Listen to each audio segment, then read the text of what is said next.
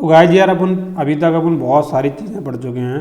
Full stack developer course का अपन 2023 का पूरी कंप्लीट प्लेलिस्ट पढ़ रहे हैं। इसके अंदर अभी तक अपन CSS कोर्स के अंदर बहुत सारी अलग अलग वीडियो अपन समझ चुके हैं। कोर्सेस इन वन वीडियो की प्लेलिस्ट अलग है, अगर आप इसको चेकआउट कर सकते हैं। फुल स्टैक डेवलपर कोर्स की इस प्लेलिस्ट के ऊपर अभी अपन काम कर रहे हैं, कंटिन्यूस इसके अंदर वीडियो डालते जा रहे हैं। और HTML कोर्स की कंप्लीट वीडियो आ चुकी है, मर्न स्टैक डेवलपमेंट की कंप्लीट वीडियो आ चुकी है। यहाँ पे अगर मैं आपको थोड़ा सा अगर आपको दिखाऊँ यहाँ पे ओवरव्यू, तो यहाँ पे 9 घंटे की Node.js, React.js 5 घंटे की, build and deploy MERN stack CRUD operation, वो पूरा यहाँ पे है।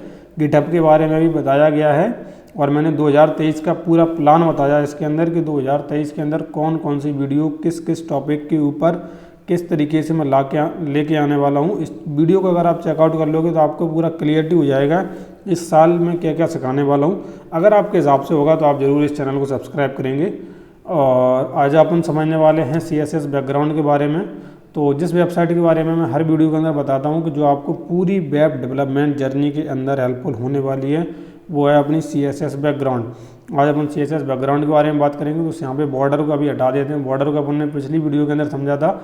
जल्दी से यहाँ पे एक फाइल बनाते हैं जिसका नाम रखते हैं background.html और इसको अपन जल्दी से यहाँ पे एक टेम्पलेट को जनरेट करते हैं। यहाँ पे इस तरीके से बॉडी के अंदर बहुत ही छोटी सी अपन HTML लिखेंगे। तो सबसे पहले लिख लेते हैं एक पैराग्राफ टैग। इस पैराग्राफ के अंदर दिस इज पैराग्राफ। पिछली वीडियो में अपन ने स्टाइल मतलब जो स्टाइलिंग यहाँ पे की थी वो क्लास के साथ की थी, क्लास सेलेक्टर के साथ। इस बार अपन ID के साथ करेंगे। तो यहाँ पे ID दे दूंगा मैं मेन नाम की यहाँ पे। और इसके बाद एक और ले लेता हूँ जिसका नाम मैं दे देता हूँ समथिंग लाइक H2 और इसको पहले main2 दे देता हूँ और इसको H2 टैग के अंदर पास कर देता हूँ, ठीक है। और इसको चेंज करके हेडिंग 2, बहुत ही बेसिक सा था, बहुत जल्दी से अपन ने कर लिया इसको स्टाइलिंग।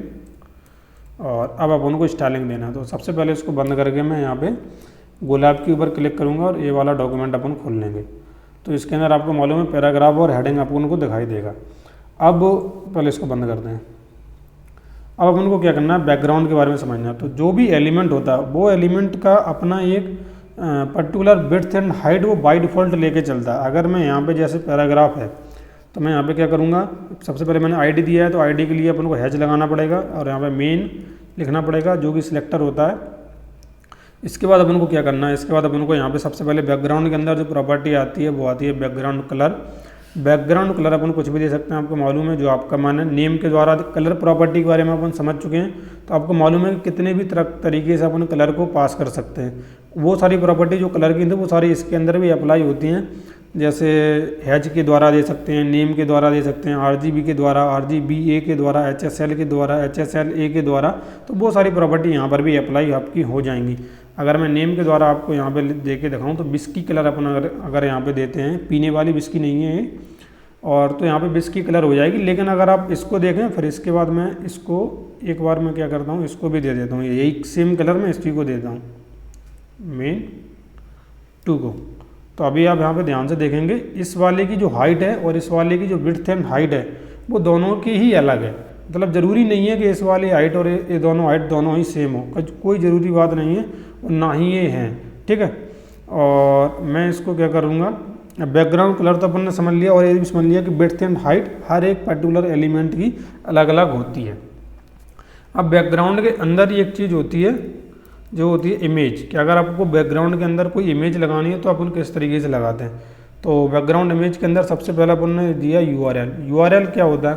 अब URL 2 तरीके से दिया जाता है। एक तो आपका लोकल होस्ट का अपन कुछ इस तरीके से दे सकते हैं कि आपका जो लोकल होस्ट का जो पर्टिकुलर पाथ है उस पाथ को अपन को देना होता था। अपन ने पर्टिकुलर पाथ की जगह पे ये वाली PNG जो अपने पास थी इसको अपन ने दे दिया, ठीक है।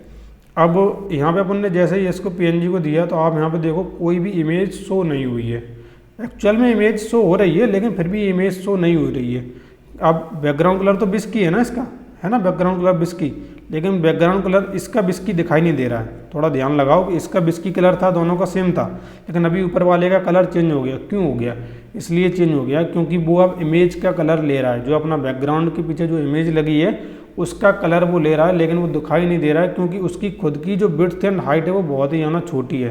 तो अपन को अभी क्या करना पड़ेगा, इमेज की विड्थ एंड हाइट, यानी कि इस पर्टिकुलर एलिमेंट की विड्थ और हाइट को अपन को सेट करना पड़ेगा। अगर मैं यहाँ पे विड्थ लगाऊँ, मैं यहाँ पे 700 पिक्सल दे दूँ और जो हाइट है वो भी समथिंग लाइक 700 पिक्सल दे देता हूँ, तो अभी आप यहाँ पे देखेंगे कि अपनी जो इमेज है वो प्रॉपर तरीके से आएगी। अपनी इमेज का अभी आप देखो, जो पहले इमेज नहीं दिखाई दे रही थी वो इमेज अभी प्रॉपर तरीके से दिखाई दे रही है, और उसके ऊपर जो टेक्स्ट अपना है दिस इज पैराग्राफ वो अपना दिखाई दे रहा है।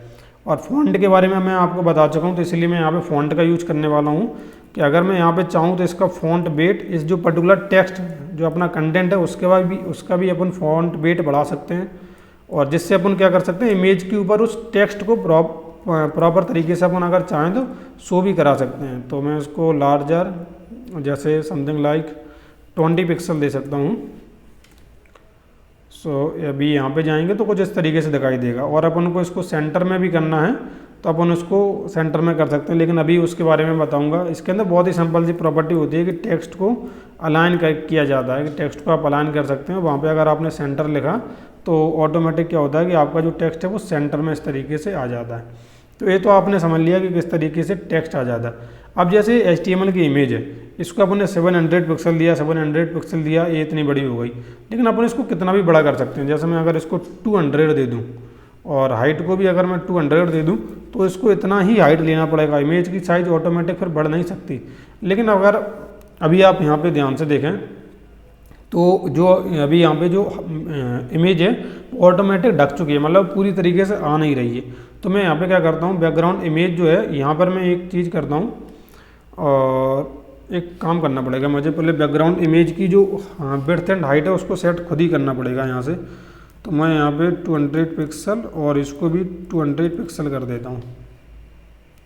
जब मैं इस तरीके से कर दूंगा तो आप देखो क्या हो रहा है कि 200 पिक्सल का बॉक्स बन के आ गया। मैं इसको थोड़ा सा इस तरीके से हटा के इसको देता हूँ यहाँ पे नो रिपीट, नहीं इस तरीके से नहीं, यहाँ पे बैकग्राउंड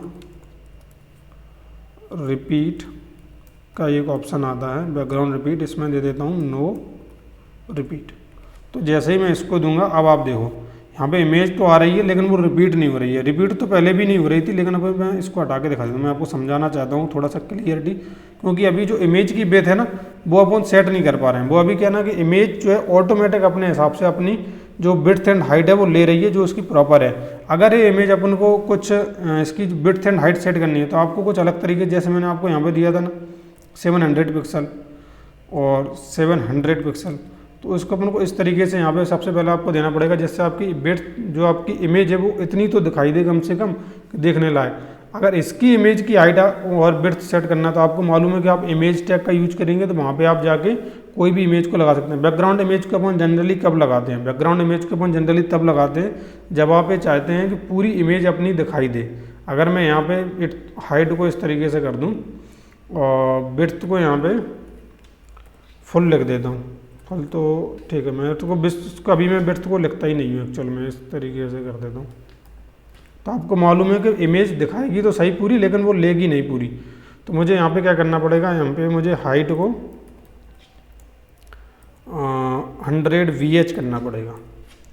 तो इसको पहले प्रॉपर तरीके से हाइट विड्थ हाइट जो देने के जो तरीके होते हैं वो अपने अपने अलग अलग होते हैं। तो इस तरीके से अपन दे सकते हैं। कंटेंट अपना ए रहा। नॉर्मली अपन बैकग्राउंड पे इमेज तभी लगाते हैं जब अपन को पूरी इमेज को शो कराना होता है। जनरली अपन अगर ऐसा नहीं कराना होता तो अपन इमेज को नहीं लगाते। अब यहाँ पे आप ध्यान से देखो, बैकग्राउंड इमेज अपनी रिपीट हो रही है। अभी बैकग्राउंड इमेज अपनी रिपीट इसलिए हो रही है, देखो मैं एक काम करता हूँ, मैं छोटी सी इमेज लेता हूँ,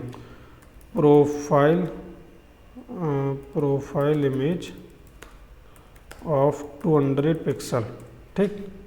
तो इस तरीके से मैं ले लेता हूँ। तो यहाँ पे कोई भी एक इमेज को अपन उठा लेते हैं जो बहुत ही छोटी सी है, और open link in use something like, इसको कॉपी इमेज एड्रेस आएगा, कॉपी इमेज एड्रेस। तो अगर मैं इसको ले जाके यहाँ पे URL के अंदर पास करूँ, ये वाला नहीं, एक PNG नाम से या जो भी उसका URL होगा वो नाम से आएगा। Save image, copy image, search image with Google, copy image और कॉपी लिंक एड्रेस। अभी देखते हैं, ये वाला भी नहीं, अरे यार इमेज का एड्रेस क्यों नहीं आ रहा है इसमें, इसमें save link open image in new tab, इसके अंदर थोड़ा सा यहाँ पे, ठीक है इसको अभी ये वाला अपन देते हैं कंट्रोल ए कंट्रोल सी, अभी यहाँ पे इसको कंट्रोल भी चेक करते हैं क्या ये वाली इमेज आ रही है अपनी यूआरएल पे, बिल्कुल आ रही है। मैं जो चीज़ करना चाहता था वो चीज़ अपनी हो चुकी है, इमेज आ रही है। लेकिन इमेज को देखो आप क्या हो रहा है कि यहाँ पे 1 2 3 4 इमेज आपको दिखाई दे रही है। तो ये 4 इमेज क्यों दिखाई दे रही है? 4 इमेज इसलिए दिखाई दे रही है क्योंकि जो अपनी इमेज है उसकी जो बाय डिफ़ॉल्ट प्रॉपर्टी होती है वो होती है वो खुद को बैकग्राउंड में रिपीट करता रहता है। जितनी बार उसको जितनी जगह मिलती है उतनी जगह में वो अपने आप को रिपीट करता जाता है। ये उसकी बेसिक प्रॉपर्टी होती है और ये बाय डिफ़ॉल्ट प्रॉपर्टी होती है। तो इसी चीज़ को मैं बताने के लिए आपको बार बार एक चीज़ लगा रहा था, बार बार चेंज कर रहा था। वो इमेज क्या थी, वो इमेज ऑलरेडी बहुत बड़ी थी और बैकग्राउंड के अंदर अपन इमेज तभी लगाते हैं जब अपन को पूरे बैकग्राउंड को कवर करना होता है नॉर्मली। और अब अभी क्या करने वाले हैं, अभी अपन जो बैकग्राउंड के अंदर जो रिपीट हो रहा है इसको अपन रोकने वाले हैं। तो उसके लिए एक प्रॉपर्टी होती है बैकग्राउंड रिपीट। तो यहाँ पर अपन दे सकते हैं इसको नो रिपीट। जब अपन नो रिपीट देंगे तो उससे क्या होगा कि केवल एक बार इमेज आएगी, उसके अलावा दूसरी बार इमेज नहीं आएगी। लेकिन इसके अंदर अपन क्या कर सकते हैं, इसके अंदर अपन मल्टीपल टाइम भी अगर दिखा सकते हैं। जैसे मैंने यहाँ पे लिखा रिपीट और यहाँ पे एक्स दे दिया। अगर मैं इस तरीके से देता हूँ तो अगर आप यहाँ पे ध्यान से देखेंगे एक्स में रिपीट हो रही है 2 बार, लेकिन वाई के अंदर रिपीट होना नहीं हो रही है। लेकिन अगर मैं चाहता हूँ वाई में हो तो इस तरीके से अगर वाई दे दूंगा तो यहाँ पे वाई के फॉर्म में रिपीट होगी, एक्स के फॉर्म में रिपीट नहीं होगी। ठीक है, तो आपको बैकग्राउंड रिपीट समझ में आ गया। तो अभी अपन फिलहाल के लिए इसको नो रिपीट दे देते हैं। और इसके बाद अपन को क्या करना है, बैकग्राउंड इमेज समझ लिया, बैकग्राउंड कलर को देख लिया अपन ने, बैकग्राउंड रिपीट को देख लिया। अब बैकग्राउंड की अपन पोजीशन को देखते हैं। बैकग्राउंड पोजीशन एक बहुत ही इंपॉर्टेंट चीज़ है। यहाँ पे क्या होता है बैकग्राउंड पोजीशन के अंदर, यहाँ पे 2 फॉर्म में काम होता है। सबसे पहले जो इसका जो पहला होता है वो होता है एक्स, दूसरा जो होता है वाई। मैं आपको समझाता हूँ क्या किस तरीके से होता है। जैसे मैंने यहाँ पे दिया टॉप की जगह मैंने यहाँ पे बॉटम कर दिया, समथिंग लाइक बॉटम, और राइट कर दिया इसी। अब वो क्या होगा, जो अगर बैकग्राउंड इमेज है तभी ये प्रॉपर्टी अप्लाई होगी बैकग्राउंड पोजीशन। अगर बैकग्राउंड इमेज नहीं है तो ये वाली जो प्रॉपर्टी है वो अप्लाई नहीं होगी। इस चीज़ को ध्यान से समझना। ये जो अपनी इमेज यहाँ पे थी वो इमेज अभी यहाँ पे आ गई है। क्यों आ गई है? क्योंकि अपन ने ऐसा दे दिया कि आपको जो डिव है उस डिव के अंदर जो बॉटम राइट पोजीशन है उस पर्टिकुलर बॉटम राइट पोजीशन पे आप चले जाइए। आप इसको क्या कर सकते हैं, इसको आप टॉप और इसको राइट की जगह मैं यहाँ पे लेफ्ट सेंटर कुछ भी कर सकता हूँ। मैं यहाँ पे कर दूँ सेंटर, तो मैं इस तरीके से इसको टॉप सेंटर भी कर सकता हूँ। तो क्या हो गया, टॉप में तो है लेकिन उसके बिल्कुल सेंटर में है। और आप अगर इस तरीके से नहीं देना चाहते, यहाँ पे आप टॉप की जगह यहाँ पे कुछ 87 पिक्सल अगर मैं यहाँ पे इस तरीके से दूंगा तो अभी आप यहाँ पे देखें कुछ इस तरीके से अपन को देखने के लिए मिल गई। 87 पिक्सल देने से क्या होता है, ये टॉप और बॉटम दोनों से उतना वो एरिया जो है ले लेता है, जो मार्जिन है वो ले लेता है। मार्जिन अपन आगे वाली वीडियो के अंदर समझेंगे। तो बैकग्राउंड पोजीशन समझ लिया, बैकग्राउंड इमेज समझ लिया, बैकग्राउंड रिपीट के बारे में समझ लिया। अब एक चीज़ और होती है बैकग्राउंड अटैचमेंट। अब इस बैकग्राउंड अटैचमेंट के बारे में अगर आपको बताऊँ, बैकग्राउंड एक काम करता हूँ, बैकग्राउंड और अटैचमेंट। तो अब ये बैकग्राउंड अटैचमेंट क्या होता है, अभी आप यहाँ पे ध्यान से देखना क्या हो रहा है। मैं अगर इसको स्क्रॉल कर रहा हूँ पेज को तो अपनी जो इमेज है वो भी स्क्रॉल हो रही है, समझ देख रहे हो। अगर अपन स्क्रॉल कर रहे हैं तो अपनी इमेज भी स्क्रॉल हो रही है। तो अभी क्या करना है, अगर मैं यहाँ पे लिख दूँ फिक्स्ड, इस तरीके से अगर मैं यहाँ पे फिक्स्ड लिख दूँ, अब देखना मैं इसको स्क्रॉल तो कर रहा हूँ पेज को, लेकिन अपनी इमेज स्क्रॉल नहीं हो रही है। ध्यान से देख रहे हो ना, अभी अपनी इमेज स्क्रॉल नहीं हो रही है, इमेज जहाँ थी वहीं है। अगर मैं इसको दोबारा से स्क्रॉल कर दूँ, इसको लिख दूँ मैं स्क्रॉल, तो अगर मैं इस तरीके से लिख देता हूँ तो अभी आप देखना कि अगर मैं ऊपर नीचे कर रहा हूँ तो अपनी इमेज भी स्क्रॉल हो रही है। अंदर समझ पा रहे हो ना कि बैकग्राउंड अटैचमेंट अपन क्यों लगाते हैं, जिससे अपन इमेज की जो पोजीशन है वो अपन फिक्स कर सकें, किस जगह पे इसको रहना है, किस जगह पे इसको नहीं रहना। ठीक है ना, समझ में आ गया होगा कि ये किस तरीके से अप्लाई हो रहा है। तो अभी अगर कुछ भी अगर आपको समझ में नहीं आया तो आप यहाँ पे प्रॉपर्टी पे आगे थोड़ा बजट करके एक्सप्लोर कर सकते हैं। समझ में तो आ गया होगा, लेकिन मुझे मालूम है भूल जाते हैं अपन, बहुत सारी प्रॉपर्टी को बार बार भूल जाते हैं। तो यहाँ पे आगे आप एक्सप्लोर कर सकते हैं। CSS बैकग्राउंड के अंदर यही है, कलर है, इमेज है, रिपीट है, अटैचमेंट है और शॉर्ट हैंड। शॉर्ट हैंड कुछ नहीं होता है, शॉर्ट हैंड केवल एक ही होता है कि आपका जो बैकग्राउंड है, जो इतनी सारी प्रॉपर्टी आपने दी हैं, ये सारी प्रॉपर्टी आप किसी एक के अंदर ही मेंशन कर सकते हैं, कुछ इस तरीके से। अगर मैं यहाँ पे जैसे एक बैकग्राउंड नाम से दे दूँ, और यहाँ पे जो कलर है सबसे पहले मैं कलर को दे देता हूँ यहाँ पे इस बार थोड़ा अजीब सा दे देता हूँ, जैसे ब्लैक दिया, और URL के अंदर इमेज इसी वाली को लगा देता हूँ मैं, और इसको यहाँ से हटाऊँगा।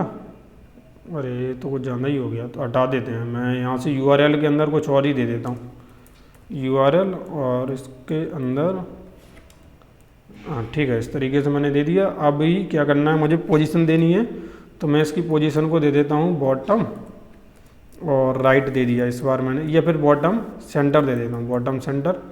इसके बाद इसको स्क्रॉल करने का पोजीशन देता हूँ, मतलब अटैचमेंट अपन ने दे दिया, और इसको बोल दिया मैंने रिपीट एक्स, रिपीट तो हो लेकिन एक्स में हो, ठीक है। इस तरीके से अपन ने दे दिया। बाकी सारी प्रॉपर्टी को मैं यहाँ से हटा देता हूँ, इसको हटा दिया मैंने, और इसको भी हटा देते हैं अभी फ़िलहाल के लिए। तो अभी आप देखना क्या होगा। अभी अपन यहाँ पे जाएंगे तो अपनी जो इमेज है वो रिपीट हो रही है, लेकिन अभी क्योंकि अपन ने हाइट को चेक नहीं किया, अपन अभी इसके अंदर हाइट नहीं दे सकते हैं। हाइट के लिए अपन को अब अलग से करना पड़ेगा, अपन को यहाँ पे हाइट लगाना पड़ेगा। इसके अंदर मैं 700 पिक्सल अगर मैं दे देता हूँ, तो फिर उसके बाद आप देख सकते हैं कि बैकग्राउंड ब्लैक है, इमेज अपनी एक्स के डायरेक्शन में रिपीट हो रही है, और वो भी बॉटम के अंदर सेंटर में आके रिपीट हो रही है। बॉटम के ना राइट में है ना लेफ्ट में है, अपन ने सेंटर में बोला है, तो पूरी तरीके से सेंटर के द्वारा वो रिपीट हो रही है।